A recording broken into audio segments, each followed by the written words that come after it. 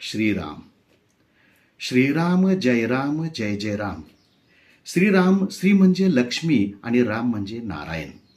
जय जय म्हणजे लंकेवर विजय प्राप्त केलेला.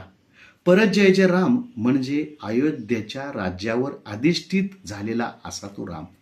मित्रांनो, हा केवळ भक्तीचा मंत्र नाही, तर मन, शरीर आणि चेतना यांना संतुलित करणारा असा शक्तिशाली जप मानला जातो.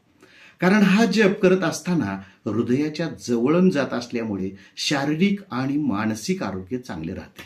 हा कसा म्हणावा, तर परा, पश्यंती, मध्यमा, वैखरी असा क्रम जपाचा आहे. पण परावाणीने जप करणे लगेच आपणास शक्य होणार नाही. त्यासाठी प्रथम वैखरी वाणीने म्हणजे अक्षरांचा स्पष्ट उच्चार करत 6 महिने जप करावा. त्यानंतर मध्यमा म्हणजे मंद स्वरात 12 महिने करावा. त्यानंतर पश्यंती म्हणजे आघात न होता मनातल्या मनात 18 महिने करावा. त्यानंतर परावाचने म्हणजे 24 महिन्यानंतर परावाणीने जप करावा. या मंत्राचा आध्यात्मिक दृष्टिकोनातून विचार करता राम हे धर्म, सत्य, संयम आणि आदर्श जीवनाचे प्रतीक आहे. या नामाचा जप केल्याने त्या गुणांचा आपल्या जीवनावर प्रभाव पडतो. मनशुद्धी आणि शांतता. नामस्मरणाने मनातील नकारात्मक विचार, तणाव आणि अस्थिरता कमी होते. सतत जप केल्याने मन शांत आणि स्थिर बनते. अनेक संतांनी रामनामाला मोक्ष प्राप्तीचा सोपा मार्ग सांगितला आहे.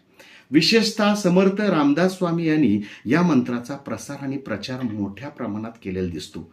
वैज्ञानिक दृष्टिकोनातून श्रीराम जय राम जय जय राम या शब्दाच्या उच्चारामुळे निर्माण होणारे कंपन मेंदूवर सकारात्मक परिणाम करतात. हे कंपन शरीरातील ऊर्जा केंद्रांना, षटचक्रांना सक्रिय करतात असे मानले जाते. तणाव कमी होतो. जप करताना श्वासाची गती कमी होते व त्यामुळे तणाव, चिंता कमी होते. मेंदूची कार्यक्षमता सुधारते. मंत्र जपामुळे मेंदूतील अल्पावयोज वाढतात. त्यामुळे एकाग्रता, स्मरणशक्ती आणि मानसिक स्थिरता सुधारते. सतत जप केल्यामुळे श्रीराम जय राम जय जय राम हा मंत्र, या मंत्राचा जपाचा फायदा होतो. तसा इतर कोणत्याही देवतेचा जप केला तर त्याचाही नक्कीच फायदा होतो. मनाला शांतता देतो, जीवनातील सकारात्मकता वाढवतो, आध्यात्मिक प्रगतीस मदत करतो आणि वैज्ञानिकदृष्ट्या तणाव कमी करून मेंदूला स्थिर करतो. श्रीराम जय राम जय जय राम. श्रीराम.